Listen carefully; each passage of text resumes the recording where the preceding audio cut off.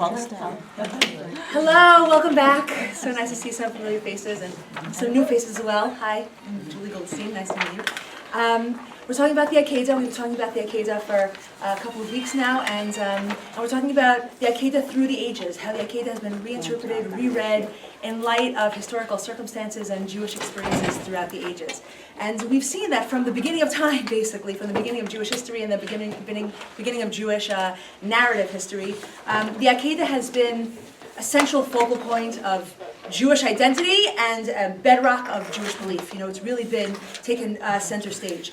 Thus far, we've looked at various permutations and various takes on the Akedah in philosophy. Philosophers have spoken about the Akedah across religious, the religious spectrum, and also across geographical locations and chronological periods, right? Kant and Kierkegaard and Rav Kook and the 3Ks, the KKK, and others, the Rambam, and we've also spoken about the Akedah in ancient and medieval exegesis and how the Jews really saw their suffering through the lens of the Akedah and understood it by trying to understand their experiences through trying to understand the Akedah in a new way. So when we think about the Akedah, basically based on a lot of the midrashim that we've seen, we think about a more global experience than just Abraham and his son Yitzchak, right? The midrashim talk about how the Akedah is something that transcends that moment and applies to Jews throughout the ages. So it's not surprising that Jews during and in the immediate aftermath of the Holocaust also saw their suffering through the lens of the Akedah.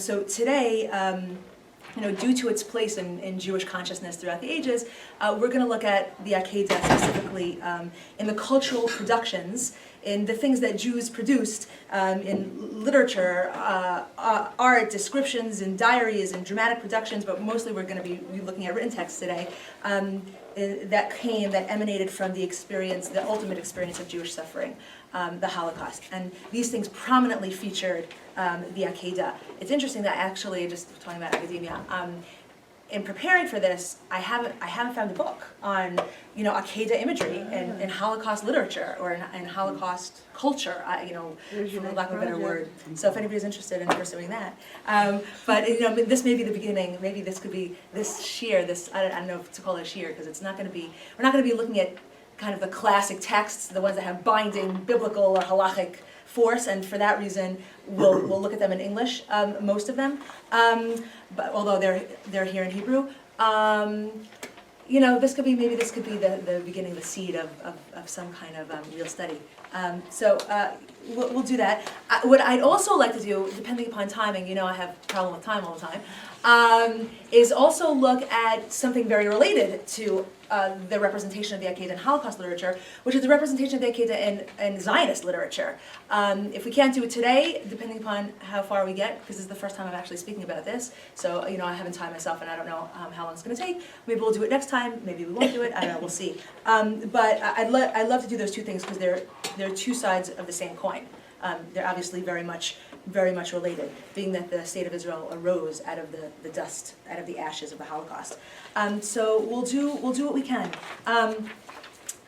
We'll start straight away. We know that a lot of rabbis, a lot of great rabbis, a lot of gedolim, wrestled with and deliberated about the Holocaust and its theological implications. Rabbi Chanan Wasserman, with Chaim Ozer Grudzinski, Rav Kalonymus Kalman Shapira, who we have in front of us, Rav Yitzchak Danziger of Treblinka, Rav Tzvi Hirsch Meisels, who we'll look at as well today. So there's a lot. There's a lot, and a lot of the writings are long and thick, and I could have given you pages and pages of booklets. Some of the things that we're going to look at, like a source called Akedah Treblinka, is very, very long. So I took what I could from it. We'll skip around, because there are quotes that I wanted to take from page 1, and there are quotes I wanted to take from page 14, and then from page 50, and then from 60, and then from page 90, and page 200. Like, it would have just been a mishmash. So at certain points, I just cut out like the introduction, and then I'm going to kind of like riff off of that, or I took certain points. I did pull out certain sentences that kind of set the tone for other sentences, things like that. So it's a little bit hard to put it in a shiur. But I think we'll be able to get a nice smattering and a kind of a real understanding of how the Akedah figured in Holocaust and post-Holocaust thought and writings. So the first one that we have on our source sheet is Rav Kalonymus Shapira. Maybe you've heard of his book, The Eish Kodesh, which was written during the Holocaust, during his experiences in the Holocaust, in the Warsaw Ghetto, and whatnot. The excerpt that you have in front of you was written on October 18th, 1940, when the Jews in Warsaw were about to be enclosed behind walls, to form the ghetto that we're very familiar with. And even at this very, relatively early date, 1940, in terms of like the real horrors of the Holocaust, we have the rabbi here, Rav Shapira, really struggling with the suffering that was rife around him. It happened to be, this is something that he wrote on the first anniversary of his son's murder. His son, Rav Elimelech ben Sion, who was murdered by gunfire in Warsaw, and he writes as follows. Well, first, just to kind of like set it up for you, he asserts that all Jewish martyrdom, all throughout the ages, is part of an unfolding cosmic drama, starting with the Akedah. So the Akedah is the beginning of this unfolding of martyrdom throughout the ages for all Jews for all time. And this is something that we saw again in the sources last week, right? Remember the Midrash that saw all parts of the ram as reappearing in other parts of history, like the leather was used for that, and the sinews were used for that, and the harp of David, or the loincloth of Eliyahu Hanavi, right? So they reappeared. And then the keren, one of the shofarim of the ram were used at Sinai, and the other one is going to be used at during Yemot HaMashiach, right? So there's this notion that the Akedah started something that unfolds throughout the Jewish historical experience. But he's done something very interesting and evocative, and some of these are going to be evocative and troubling, to us. Some of these things are hard to read, but it behooves us to, so we will. So here you have Rav Shapira. The background here is a Gemara in Shabbos Peitet Amud Bet. Yitzchak. The Gemara tells us that Yitzchak will say to Hashem that you have to forgive Bnei Israel during messianic times. You have to forgive them when you're thinking about bringing Mashiach. You better bring Mashiach. You have to forgive them because I offered myself to you. Okay, at Yemot HaMashiach, when it's time for Mashiach to come, remember, be extra nice because I offered myself up to you. So Rav Shapir asks, why does the Gemara say that that he should wait until the time of Mashiach? God should remember it now. Why does the Gemara talk about Yemei Mashiach? There are other times where Jews are going to be suffering. So he says as follows in the second paragraph. Aval tzarich lomar, lama ze rak la'atid yomar Yitzchak l'HaKadosh Baruch Hu ha'krevat. Right? Why is it only in la'atid, in the future, that God is going to remember Yitzchak's words? Right? V'lama lo amar ken b'chorban beit hamikdash v'lo b'chol tzarot Yisrael sheikaper lahem HaKadosh Baruch Hu mishum dekrevat nafshi. Right? Why shouldn't God have remembered this at the destruction of the Beit HaMikdash and other times where Jews were suffering? God should have remembered Yitzchak and said, I'm going to be mechaper on the Jews. I'm going to bring them kapara. I'm going to bring them redemption because of Yitzchak. Why does it have to wait till the time of Mashiach? And this is his answer. Aval ma'aseh avot siman lebanim.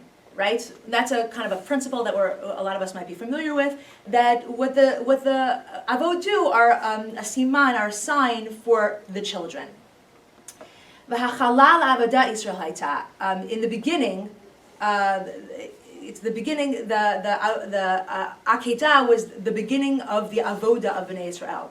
V'chol avodatenu omrim Elokei Abraham, Elokei Yitzchak, Elokei Yaakov. לכן גם העקדה לא ניסיון ליצחק לבד הייתה, לא ניסיון ליצחק לבד הייתה, רק התחלה לעבודה של מסירת נפש להשם בלי ישראל. Right? It wasn't only for Isaac alone, but it was an avodah it was the beginning of the mesirat nefesh of all of Israel. וכיוון שניסיונו של אברהם ויצחק היה רצון, ומחשבה שלא נשלמו בפועל לגמרי, okay? And because, and this is kind of like a crux here, this test, the test of Abraham and Yitzchak, was only in the realm of machshava. It was only in potentia, in potential. It was only in intention, in machshava. And it wasn't bepoel legamre. It wasn't a completed action, right? So we know because he wasn't sacrificed in the end. It was only potential. It was intention. That whole episode represents intent to kill, but not actualized killing. Right? Because we know that the angel said, don't slay him. Lachein kol ma'aseh Yisrael haneharagim al yad akum shehu lehefech. Therefore, all of the incidents in which Bnei Israel do the maseh, not the machshava. Right? The Akedah is about machshava, intention, but things like the incidents like the Holocaust are about maseh, actualized. And it's the opposite, almost, of what happened at the Akedah. Maaseh below machshava, and this is an interesting point also. The Holocaust is an event of maaseh below machshava, right? And this is maybe very different, could be seen as very different than how medieval Jewish chroniclers and midrashists viewed the Crusades, for example, right? In the Middle Ages, they viewed the Crusades as, the rabbis and the writers viewed the Crusades as maaseh and machshava, that a horrible thing happened, it was actualized, sacrifice was actualized, but they insert, when they're writing about the Crusades, they insert this notion of intentionality, that the Jews took matters into their own hands, right? That they didn't go passively, that they themselves decided, and there's a lot of writings, horrible writings about Jews killing their children during the Crusades and asking their children, is this something that you want? And the children have to articulate, yes, Father, this is something that I want. They kind of, put that in their renderings, whether they were there or not. It's not like the people who wrote the Chronicles, the Jews who wrote the Chronicles, were like under the bed, hearing everything that, they weren't at every place at every time. But then when they write about the Jewish experiences and martyrdoms during the Crusades, they put flourishes, they put rhetoric, they put psukim. I'm sure when Rachel of Mainz killed her children, she didn't say those psukim with beautiful rhetoric the way it's, this is a kind of a glorification. And rightfully so, a glorification of what the Jews did during the Crusades. The writings, the reports are poetic, right? And when they do that, when they're writing poetically about the Crusades, there's this notion over and over and over again of intent, that the Jews said, yeah, you're persecuting us, but we're deciding that we're going to be Makadish ourselves. Don't think that you're putting us into this circumstance. We want God to know that we have decided to do this for you, right? So there's this notion in the medieval sources of Jews having intention and willfully doing this, sacrificing themselves. Whereas here he says that in the Holocaust, it's ma'aseh below machshava. There's a passivity. He's talking about a victimization, not a hero, but the Jews having been victimized. They were put into this maseh, this actualized death, slaughter below machshava. Either it's because they don't have the same kind of sensibility that that medieval Ashkenaz had. They don't.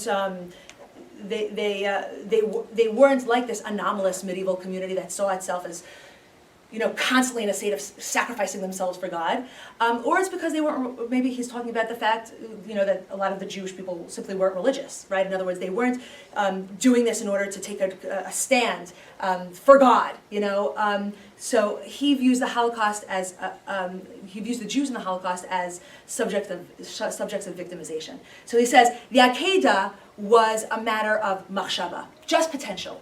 The Holocaust was a matter of maseh, actualization, of action, right?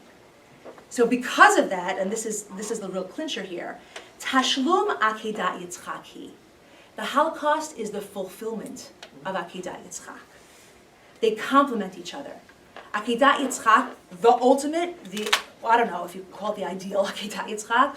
Akedah Yitzchak in its perfect form, so to speak, is supposed to have machshava and maseh. The one with Avraham and Yitzchak that's spoken about in the Bible is about machshava. The Holocaust is about maseh. It supplements it, it complements it, and together they form what is known as Akedah Yitzchak. Shesham hayta ha'hatchala machshava v'ratzon v'kan hasiyum v'hap'ilah. And here in the Holocaust, there was the beginnings, the germ of it, and here was the siyum ha'p'ilah, the finalized action. Hainu sha'akedah v'kol ha'neharagim b'bnei Yisrael achar kach. The Holocaust and all of the slaughterings of the Jewish people afterwards, ma'aseh echad hu. They're all one. right? So, and we could read on a little bit. Yes. Is this supposed to be comforting? Um, No, I'm serious. Isn't it? it's supposed to frame it as part of, yes, a Jewish historical narrative. This is the fulfillment of some kind of divine mission in some way.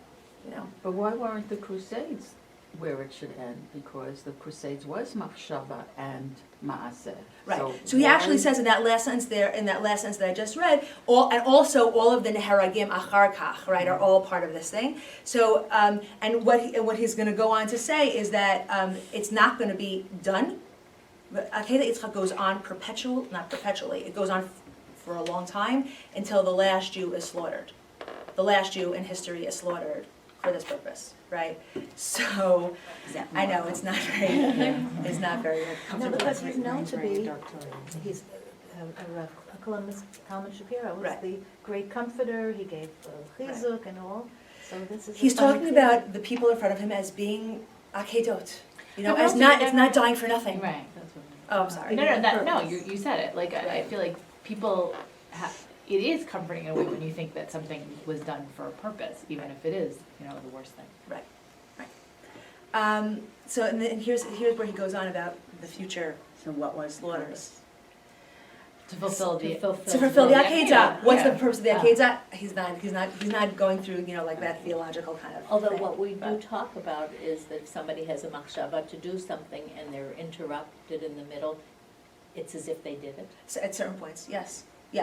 He's not taking that view Right. here, right? He's saying this is the action that complements the intent. So he said, "Lachin rak la'atid sheyeh b'mheirav yameinu." Please God that the future should be in our time very soon. Shekvar yishlamu b'pol haneharugim laHashem, that it should be fulfilled. This Akedah should be fulfilled for God in our near future. Shehu tashlum Akedah Yitzchak Yomar Yitzchak hakrevat nafshi, and at that point Yitzchak will say, God, I offered myself up, kadamach before you, b'poal. Then at that point Yitzchak will be able to say, I have actualized it. Im kol elu shehishlimu pu'ulati pu'ulat ha'akrava.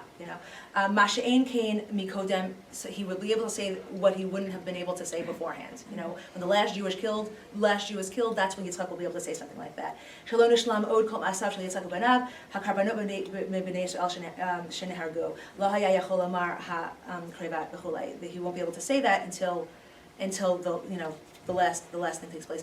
And that he says in the V'zeh HaRemez, I'll just read one more sentence. V'zeh HaRemez achar hadvarim ha'ila. He reads it into the psukim itself. It says in the psukim achar hadvarim ha'ila v'ha'elokim nisa'at Avraham. Right, so it's after, it says in the psukim, in the beginning of Akedah Yitzchak, in Genesis, after these things, God tested Abraham.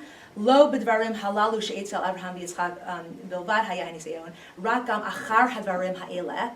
Shekol otam hane'aragim tashlum aseh hakedahi.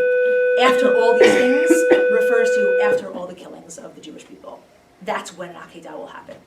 That's when Akedah will be in place. So that's in a nutshell, Rav Kalonish Shapira reading the Akedah in light of his own experiences. We'll look at, yes. Just in the first paragraph, let's skip over, it says, Yitzchak will attempt to atone for them with his body and his life.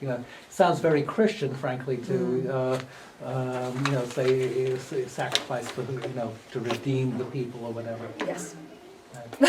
Correct. I mean, this is a whole, there are, obviously, the Akedah is important in Christianity also.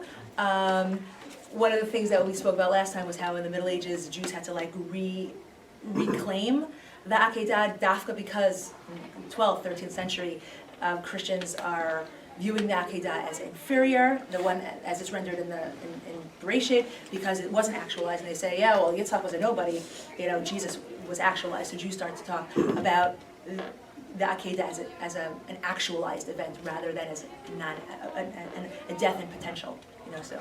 Yeah. And it's so strange because you'd think it would be an opportunity to differentiate our values from the other.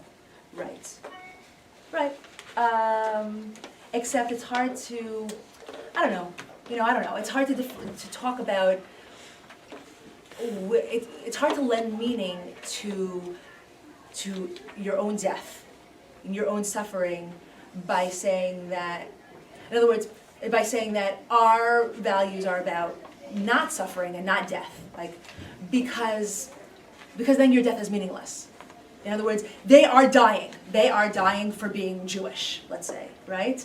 And so they need to speak about dying as somehow meaningful, I meant in not the 13th dying. century, right? But then also, you know what I'm saying? So their goal, whether it's conscious or unconscious, is to lend meaning to death. So they have to see death as somehow good in some way. So the way they spin it is that it's redemptive, right? So if you keep emphasizing the non-death value, then you're not doing anything for your own cause. I don't know if that makes sense, but anyway.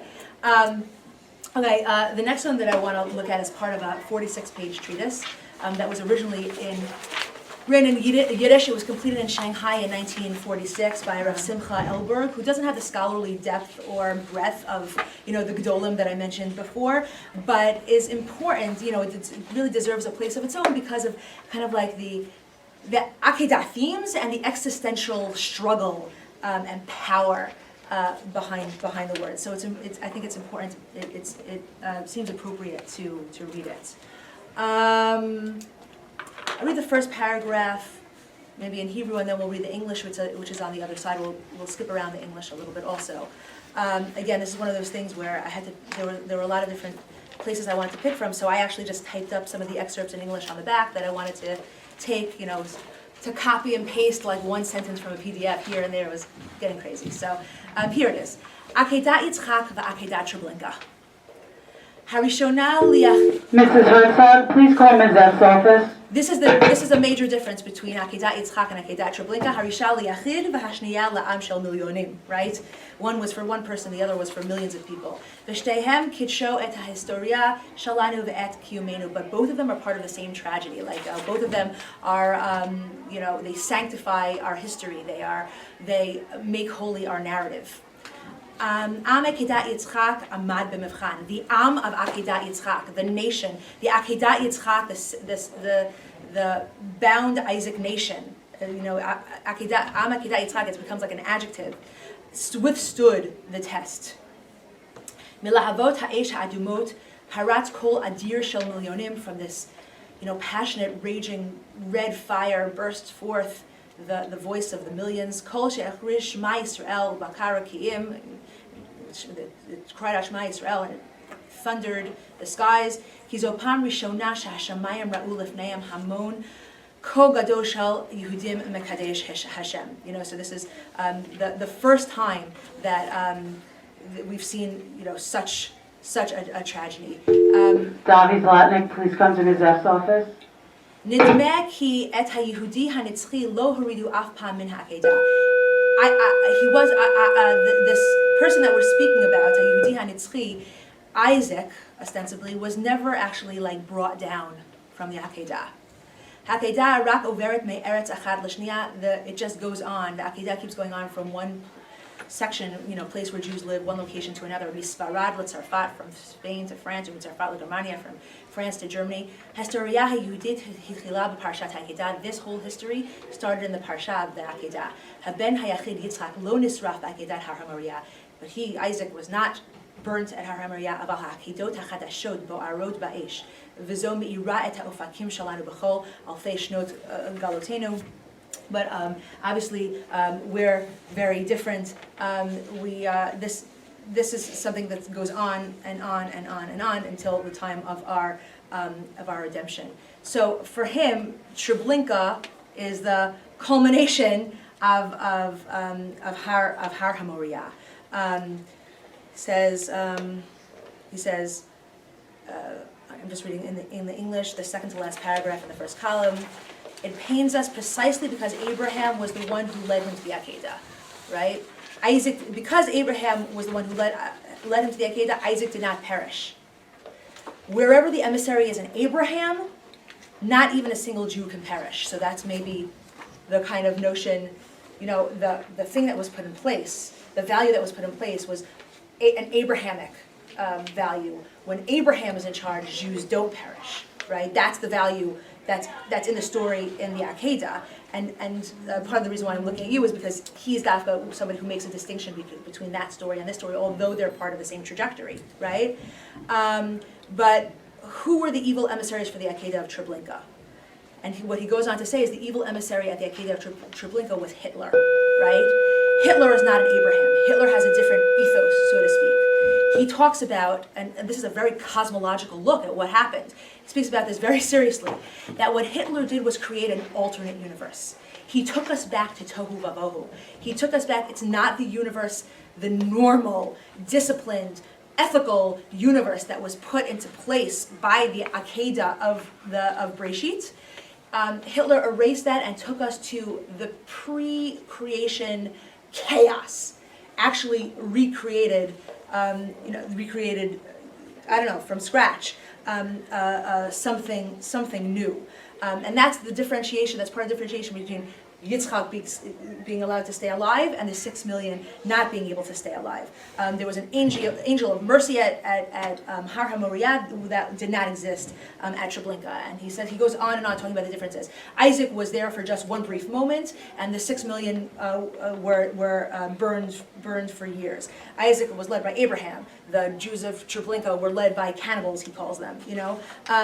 So he makes a very big distinction between the two experiences, even though he sees them as part of the same kind of path.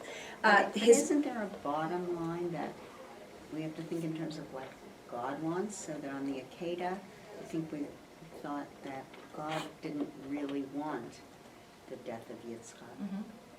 It wasn't because of Abraham, accepting that Abraham was willing in his machshava to complete the mission. Yes, And that was enough. yes.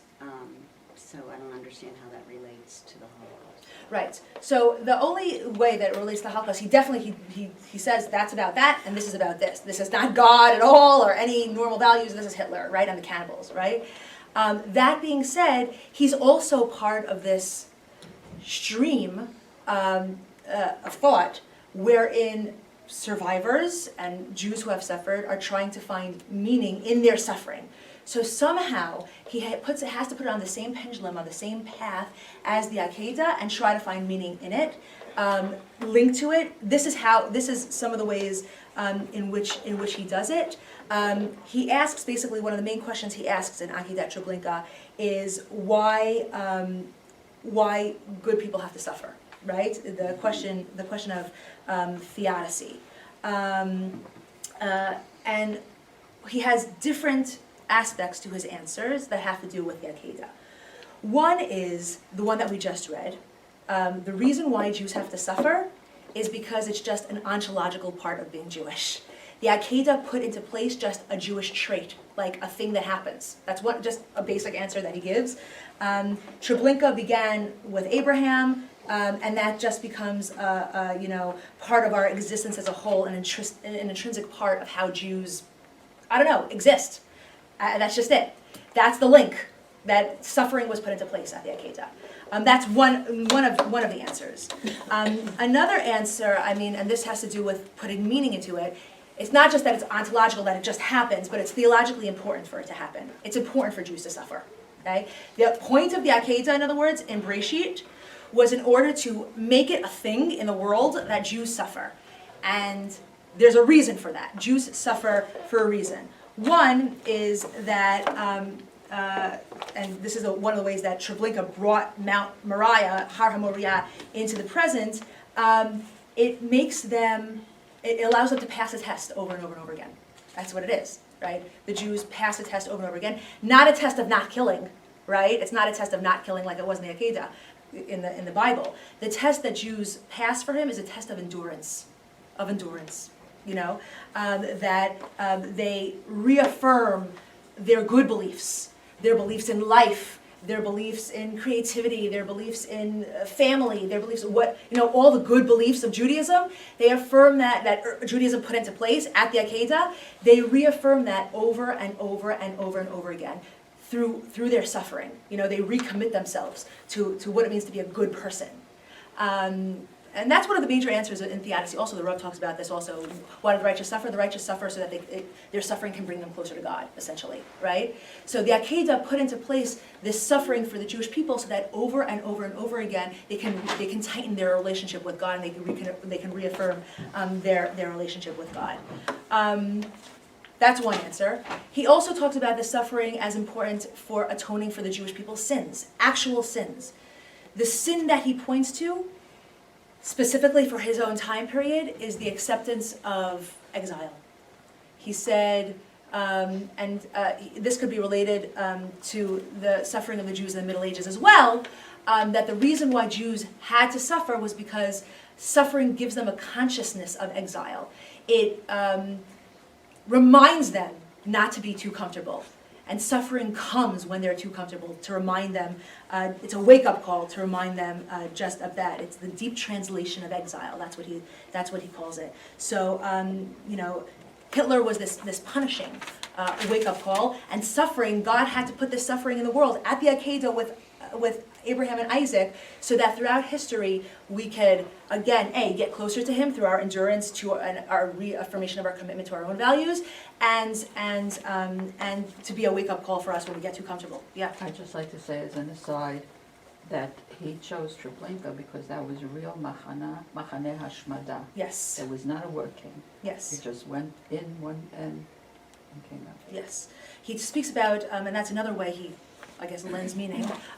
He speaks about Treblinka specifically as the people that had to be tested because they were the chosen ones, like Abraham. They were the ones who could show the most endurance.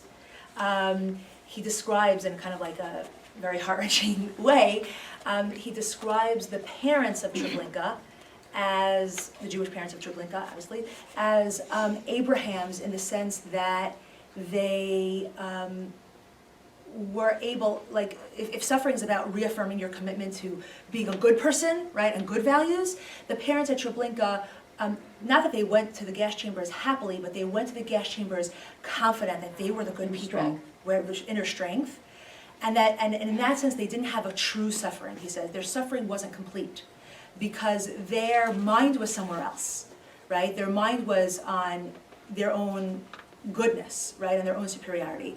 The only true suffering that they had was when they saw their children being slaughtered. So,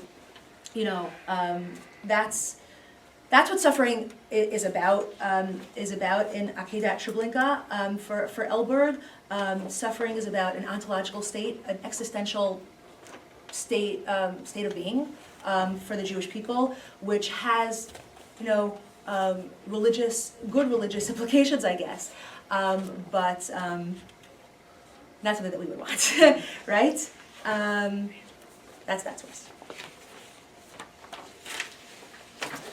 This one we're going to read all in English. This was an interesting one that I came across, because this is not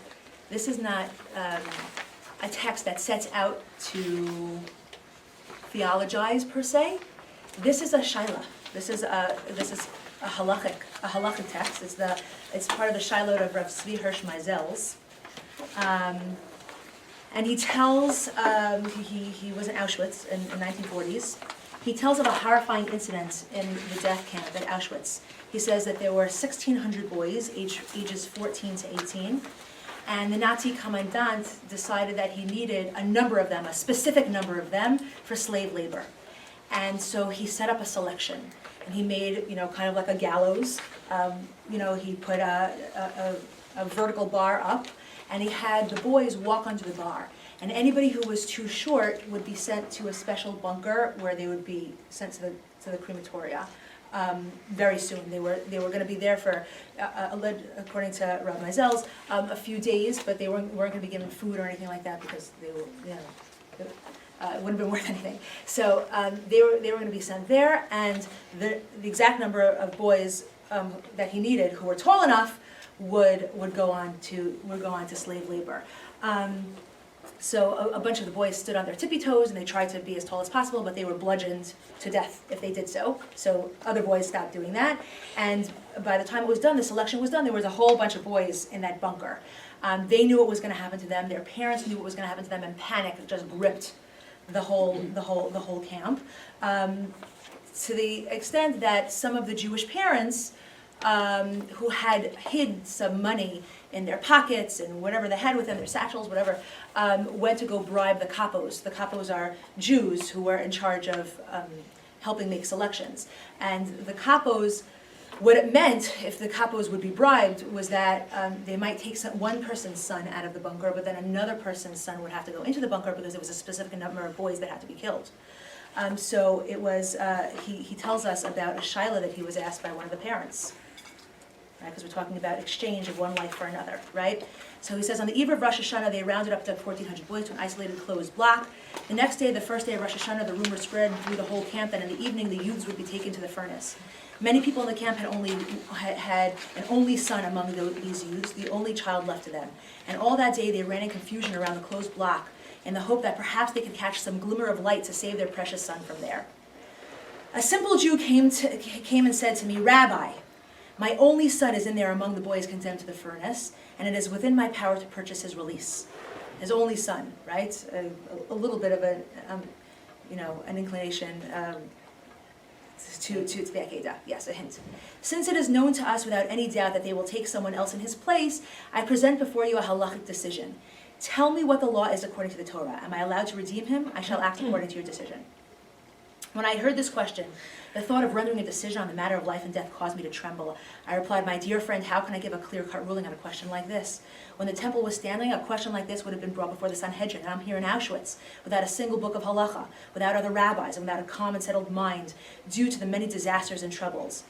If it were the practice of these wicked ones to first release the redeemed one, and afterwards to take another in his place, there would be some room to lean toward a permissive ruling," right? But the man wept greatly and begged me very much. He said to me, "Rabbi, you have to give me an answer. You must tell me the halacha now." I in turn pleaded with him, "Release me from this question, for I cannot tell you anything at all." But he continued to beg me, saying, "Rabbi, does that mean that you do not permit me to redeem my only son? If so, I accept the ruling with love." I pleaded with him and objected to his inference, and he went on begging me and trying to make me give him a clear answer. When he saw that I stood my ground and did not want to give him a halachic ruling, he answered me with emotion and with tremendous inspiration. "Rabbi, I have done my duty as the Torah requires me to do. I brought my question before the rabbi. There is no other rabbi here. If his honor, the rabbi, cannot answer that it is permitted for me to redeem my child, that is a sign that he is not completely sure that the halacha permits it. If it were permissible without any doubt, certainly you would tell me so. To me, this means that according to the halacha, it is forbidden to me. I accept this with love and joy, and I shall not do anything to redeem him, because that is what the Torah commanded." All my pleadings to him not to put the responsibility on me were to no avail. He only repeated what he had said with heartrending weeping.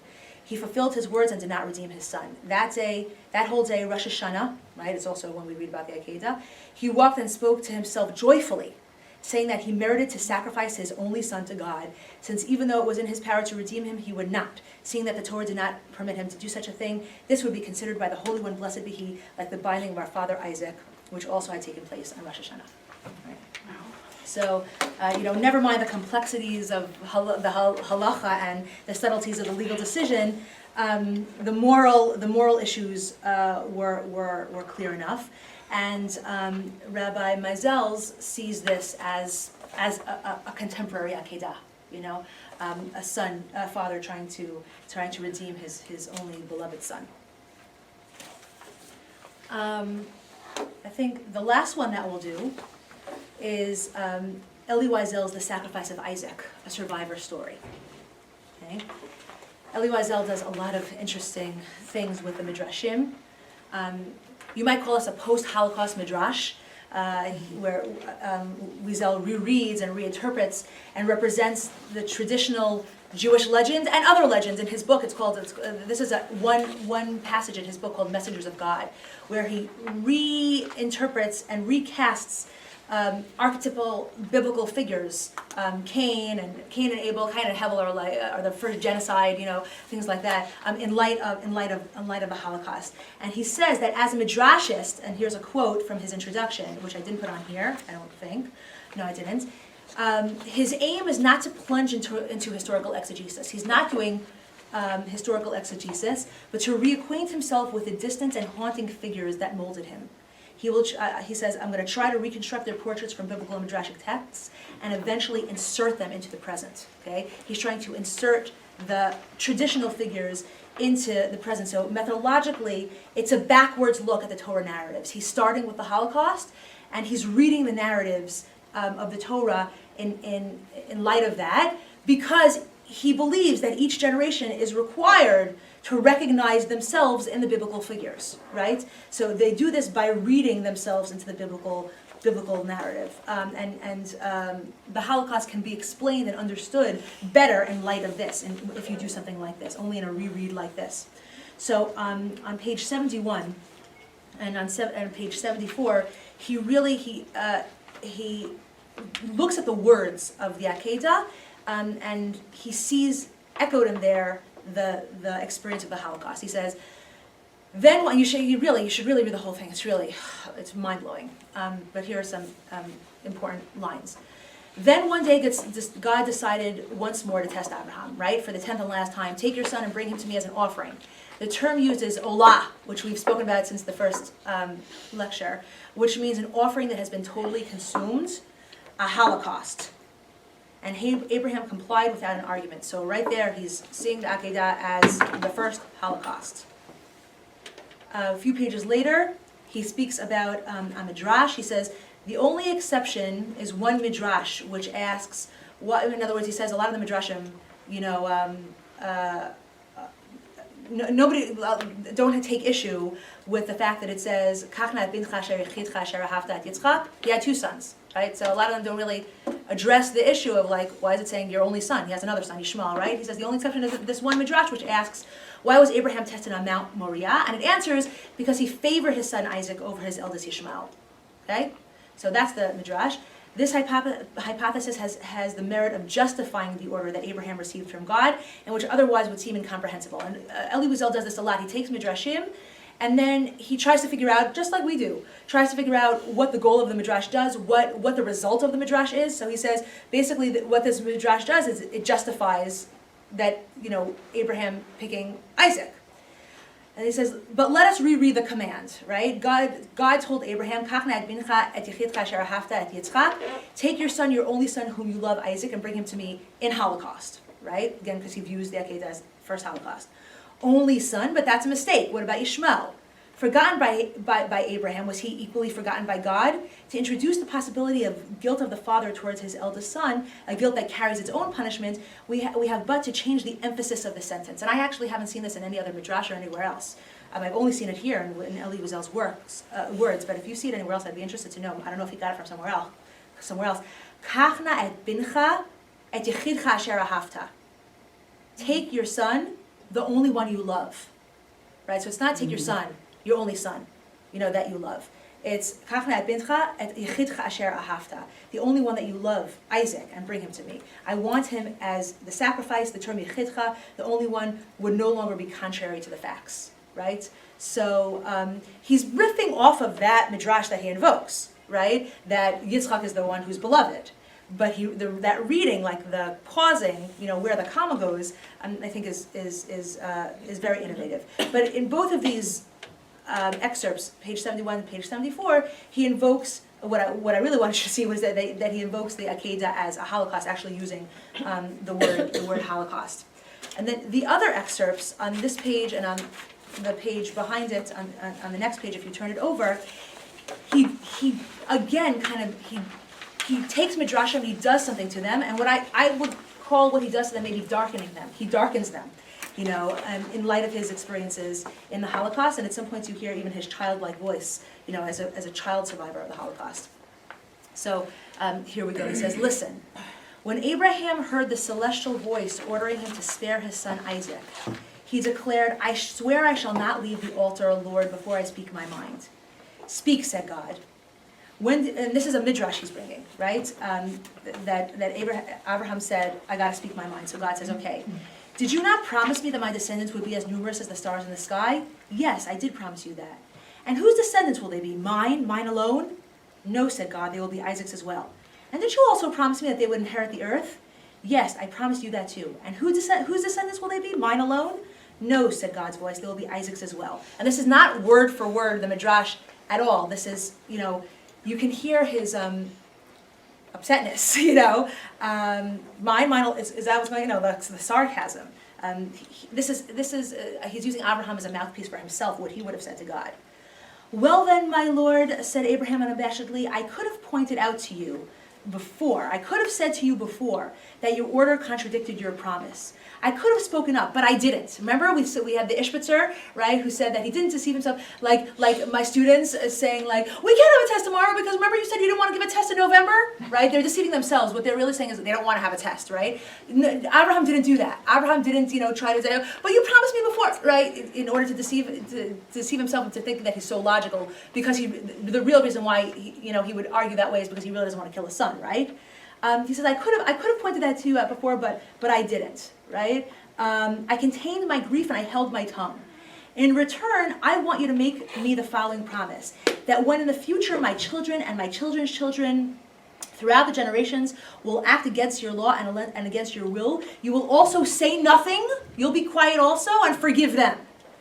So be it, God agreed. Let them but retell this tale, and they will be forgiven, right? So he's invoking actually, I didn't put the midrash on the sheet, but it's a midrash in Breshit Rabbah 56:8, when the malach commands Abraham to stay his hand, to not kill Yitzchak. Abraham challenges the angel's identity. He says, I don't know if this can really be true, this counter command, because I'm getting all confused. God told me that he was going to be a nation, and then God told me to sacrifice my child, so I'm here doing it, and you coming here and telling me that I should not sacrifice my child doesn't make sense. God is the one who gave me the command. God has to come down here and give me the counter command as well. And God, according to the Midrash, God concedes and comes and gives the counter command. And then Abraham says, but at least, if this is true that I'm not supposed to sacrifice my son, at least let this be a remembrance, forever that I was willing to offer him up, right? So Eli Wiesel brings that with, adding ad-libbing here some of his own things. But then he goes further. We now begin to understand why Abraham's name has become synonymous with chesed, and he's kind of sarcastic here. For indeed, he was charitable. Abraham was charitable, not so much with Isaac as with God. He could have accused him and proved him wrong. He should have said, this is crazy, right? He didn't. By saying yes almost to the end, he established his faith in God and his mercy, thus bringing him closer to his creation. He won, and so says the Midrash, God loves to be debated by his children, right? So he in terms of his relationship with God, yeah, he won, right? But at what expense? At Yitzhak's expense, right? He then goes on, and this is literally, these passages appear next to each other just as they do on the page here. He goes on to also talk, to invoke another midrash, where, and Rashi also talks about this, which is on your page there as well in the corner. Rashi and Achar Hadvarim Ha'elu, Rashi and the midrash talk about Satan, the Satan, as the one who prompted the whole Akedah. Right? The Satan is the one who prompted the whole test by questioning Abraham's allegiance to God when Abraham was making a weaning party for Yitzchak, right? And the Satan says, look how he makes this big party and he didn't offer a single sacrifice to you. And that's Achar after this conversation with Satan, then Hashem Nisat Abraham, then God does the whole Akedah as a way of proving the Satan that Abraham does really have allegiance to God, right? So he also talks about the Satan here. He says, but unlike God, Satan hates to lose. Unlike God, he takes revenge, however, and against whomever he can. Defeated by Abraham and Isaac, right, his whole plan to show that Abraham doesn't have allegiance to God, and with the Akedah that defeated his whole plan, he turned against Sarah, appearing before her disguised as Isaac. And he told her the true story that was taking place on Mount Moriah. He told her of the march, the ritual ceremony, the heavenly intervention. Barely had Satan finished talking when Sarah fell to the ground, dead. Why this legend? It has a meaning. Abraham thought that the Akedah was a matter between himself and God, or perhaps between himself and his son. He thought this was a private occasion, says Eli Wiesel. He was wrong. There is an element of the unknown in every injustice, in every adventure involving total commitment. Whenever there's an adventure involving total commitment, there's an injustice, inherent in there. One imposes suffering on a friend, a son, in order to win who knows what battle, to prove who knows what theories. And in the end, someone else pays the price. and that someone is almost always innocent. Once the injustice has been committed, it eludes our control. All things considered, Abraham was perhaps wrong in obeying, or even in making believe that he was obeying. By including Isaac in an equation he cannot comprehend, he didn't know the ramifications. He didn't know Satan was in the meantime telling Sarah, and Sarah was going to die, and this was going to be put suffering into play for all generations to come. He shouldn't have played around with the history of the world, By including Isaac in an equation he could not comprehend, by playing with Isaac's suffering, he became unwittingly an accomplice in his wife's death. His dark spin where he talks about Abraham as being charitable, yes, being charitable, but charitable to whom? Charitable to God. That's why Abraham is the Ish Chesed, because he didn't challenge God enough. He obeyed God's command without question. But at what expense? At the expense of his own familial history with Sarah, and also with Isaac. He talks about, in this next text, he talks about Isaac would never being the same.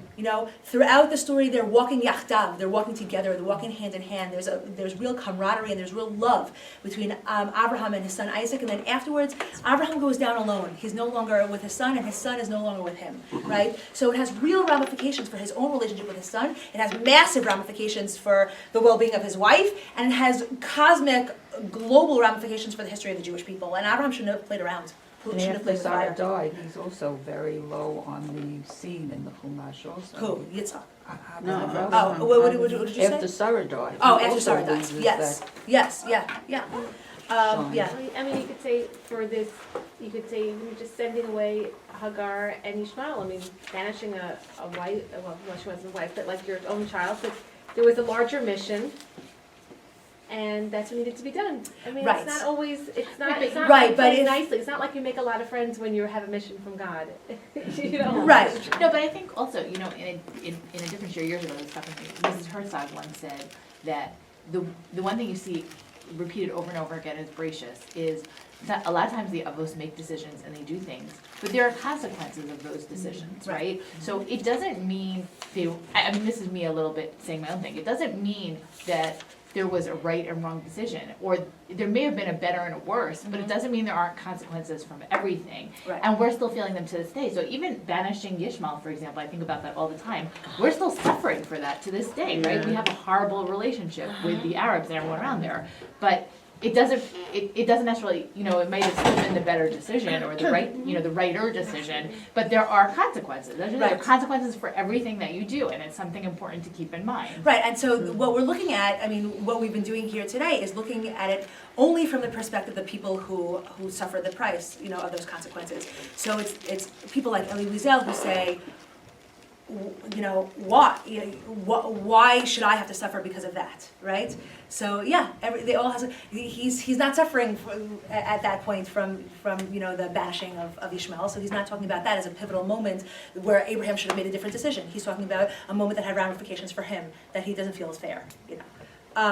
So we'll just finish with this last passage, and then I think we'll save the Zionist stuff for next time. It's also very evocative. Another text, even more cruel, goes further yet. Again, another midrash. It hints that the tragic outcome could, after all, not be averted. Hence the use of the singular verb vayashav Abraham el Na'arav. Yes, Abraham did return alone. This is one of the ramifications, one of the immediate ramifications of the Akedah, is that Abraham returns alone. He does not play such games with impunity. Of course, this hypothesis, in other words, it's not that everything is okay. The tragedy has been averted. Everything's great. Not everything's great. There's still tragic outcomes. Sarah dies, and the relationship between Abraham and Yitzchak is irreparably broken.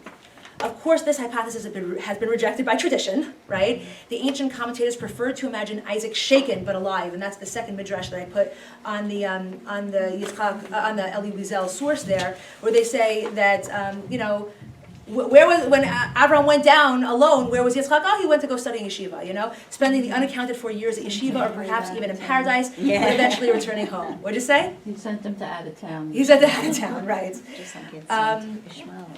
Yet popular imagination, collective memory, adheres rather to the tragic interpretation of the text. So it might be tradition says one thing, and we understand, this is a sacred text, and Abraham is one of our heroes, right? He made a good decision. That's what tradition says, and we have to try to work out what was good about the decision, what was good about the Akedah itself, that God wanted it, whatever. That's what traditionalists do, right? But collective memory is different.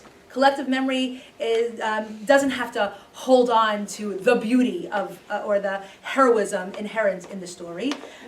Collective memory adheres rather to the tragic interpretation of the text, right?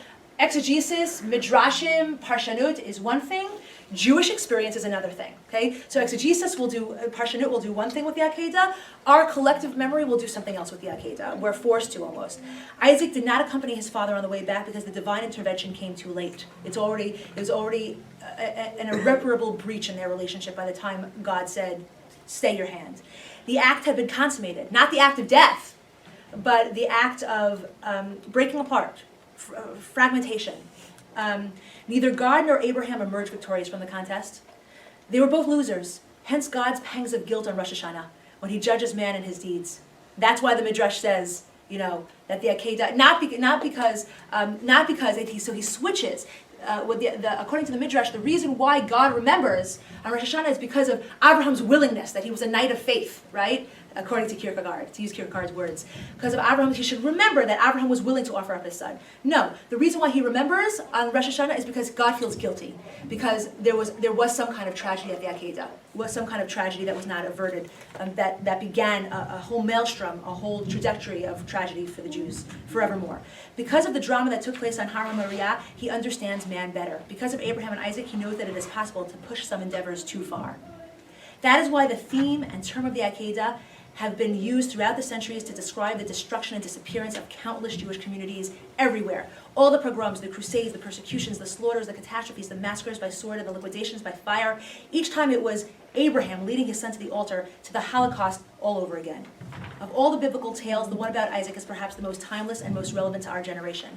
We have known Jews who, like Abraham, witnessed the death of their children, who, like Isaac, lived the Akedah in their flesh, and some who went mad when they saw their father disappear on the altar, with the altar, in a blazing fire whose flames reached into the highest of heavens. We have known Jews, ageless Jews, who wished to become blind for having seen God, and man opposing one another in the invisible sanctuary of the celestial spheres, a sanctuary illuminated by the gigantic flames of the Holocaust.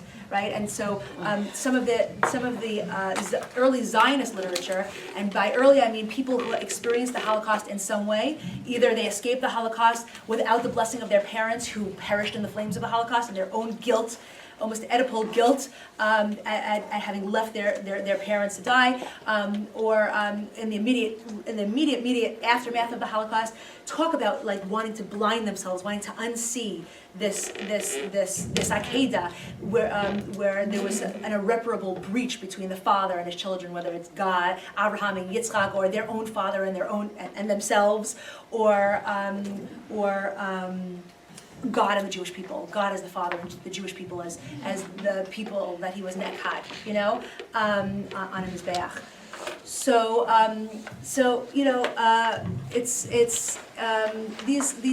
it's when the old archetypes, like the traditional tropes and the traditional figures, are deemed inadequate, right? Because there was no sacrifice, actualized sacrifice at Yitzchak, so in some way it's inadequate to describe, to apply to the Holocaust, but at the same time held so dear and held as the center of Jewish identity and Jewish existential understanding, that instead of throwing away the old archetype is refashioned and recast.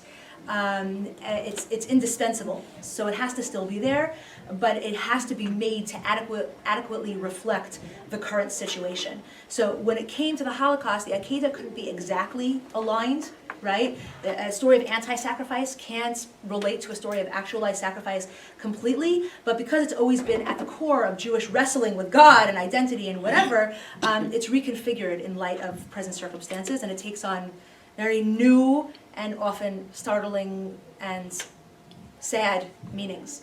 And so that's hopefully what we got a glimpse into today. I hope it wasn't too painful. And and we'll see how it figures in Zionist literature next time, and also maybe we'll just lab it together. Next time I wanted to do the Akedah in art, so we can do it in art and literature, right? And that'll Bring work this back nicely. next time, is this more, Um, is this Zionism or is this? You know, I don't know. There might be other people next time, so I'll just make a whole new packet. I'm away. Okay. I'll miss you. I'll miss you. Because of what there is something. Hey, whatever.